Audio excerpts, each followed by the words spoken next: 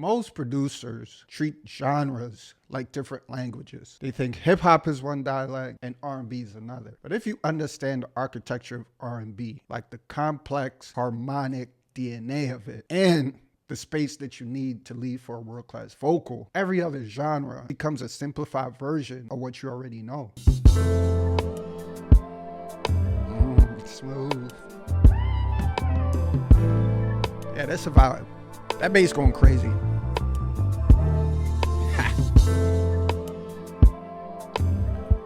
I think you could see that vocal chop is crazy, dog. What's good, y'all? I'm Trenton Kipps, and as always, I appreciate y'all for tuning in, tapping in, and especially for locking in. I'm not here to ruffle any feathers, but I might. And I'm not here to say that R&B producers are the best producers in the world. What I will say is that the complex structure of R&B production can be translated into other genres because those genres are usually simplified compared to what an R&B production might require. Today, I'll be dissecting this hip-hop beat through the lens of R&B. I'm gonna show you how I use my R&B production knowledge to translate quite a few of those concepts into hip-hop space. Like R&B, drums are the heart of a hip-hop song. That's why I usually start. The sounds you want to go for here are dry, unprocessed sounds. You can make it modern by including some of those hard-hitting trap-style drums. Cool. Yeah. As you can hear, I'm very deliberate about where I place my sounds. The hi-hats are very sparse. The kick and the rim only hitting 1, 2, 1, 2. You do want to be mindful of the amount of space that your drums take. Now, that said, you can find spots to embellish. These little spots are great for arrangement, but also for vocal performance. You give the vocals something to dance around. Right after that, I went to a piano. Classic hip-hop move, classic R&B move. So it just made sense to include a staple sound.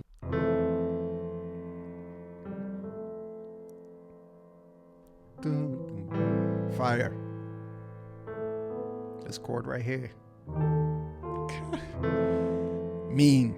For the chord progression, I'm using my R&B knowledge. I'm creating lush, sophisticated chords, but I'm not using complex progressions. Progression here is simple. It's 2 chords with 1 chord on a turnaround. For R&B, you'd probably get a little more movement out of the progression. Now, this is one spot where that knowledge translates. Let's talk about the theory for this one real quick. F major 7. A minor 7. E flat major with the add 11. I layered that piano with a synth. The piano is a very focused sound, and I want to add some more breath to the track. A synth is a good way to add some harmonics outside of the chords that you're playing. You can see how, and it's got some movement.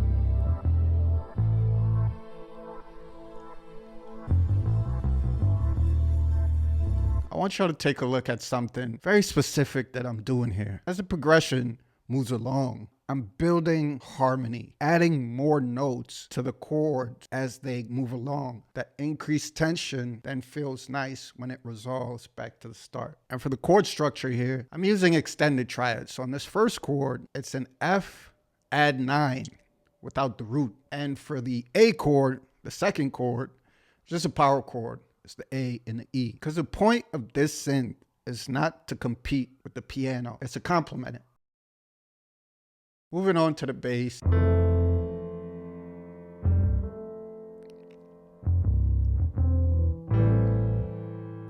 Yeah. That run nasty. Now, once more, I'm using some of my R&B experience to make this bass line. I'm sticking to concepts of space, dynamics. There's some theory knowledge for things like the bass run and knowing which notes outside of the root notes that I'm hitting. At the heart of a lot of my favorite hip hop songs is a sample. A lot of them are just sample based. When you're making a composition, adding that vocal touch brings you closer to that hip hop angle.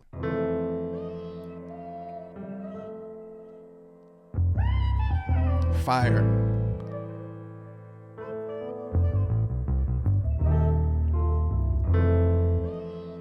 And it doesn't have to be recognizable. It's that texture. Well, that's recognizable. That's fire. But I don't know what she's saying.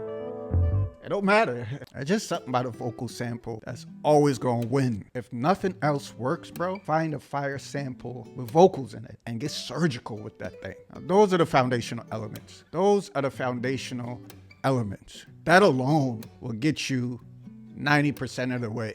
I like to add the extra 5%, the extra 8%. We gotta turn it up, baby. One of the most important parts of an R&B song is the lead. To me, this is the one element that does take it over the top, right? It does make it feel polished and finished.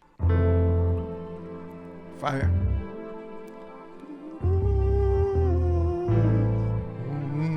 See, it's very simple.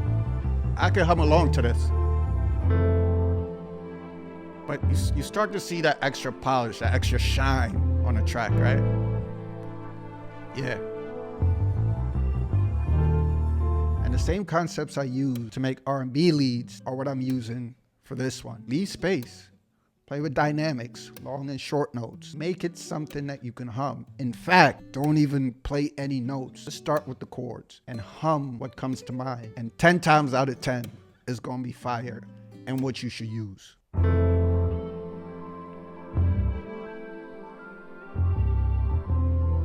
That's it right there. That's the moment.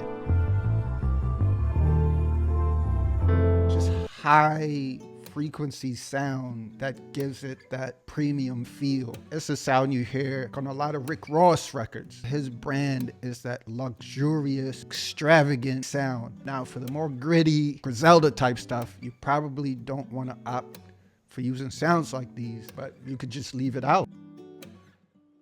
I like to include ear candy. This is something I do in R&B. And if I'm being honest, a lot of those classic hip hop songs do have those textures. It's not quite melodic. There's movement, there's interest. It can just be there.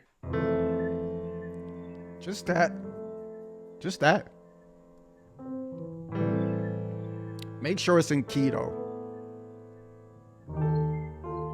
Here's a guitar that I chopped up. Right? It's all the way in the back, but it's adding that ambiance. Of course, I do add extra arrangement things like crashes, reverse crashes to add tension and resolve, because that's really a big part of music in general, but definitely for R&B. That's a concept that I bring over whenever I'm doing productions like this one.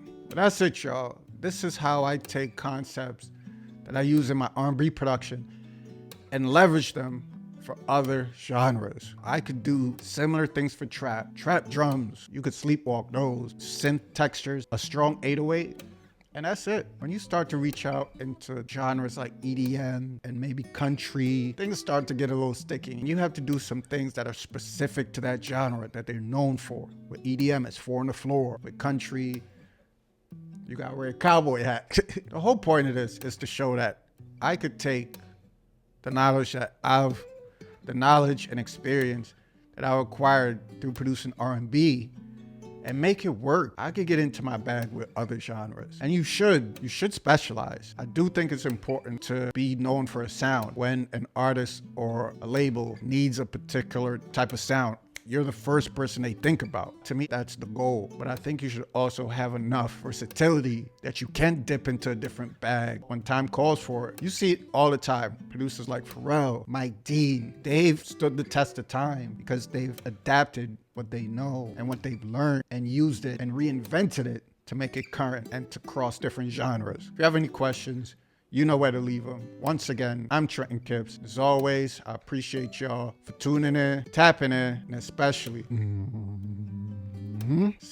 for locking in. And remember, high quality music is a byproduct of high quality design. Let's rock out. Let's play a little bit of this and get out of here.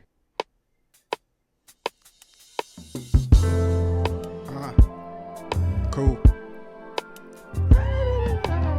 That sample's so cool, bruh. Fucks with the lead too. Beat us crazy. I'm gonna play a verse, show some arrangement stuff, and I'm gonna get out your hair. Whoa. You know, for the verse, we tame it down. Strip out quite a few of the instruments. And then we start to build back up.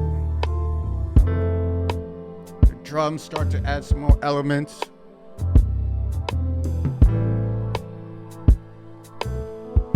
Transition with the crash.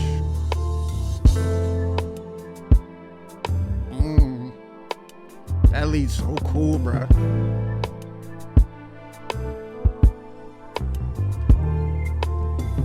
And this is one spot where I like to do arrangement magic right before the hook.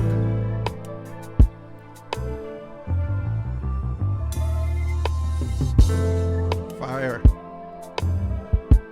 That's it, y'all. See y'all next time.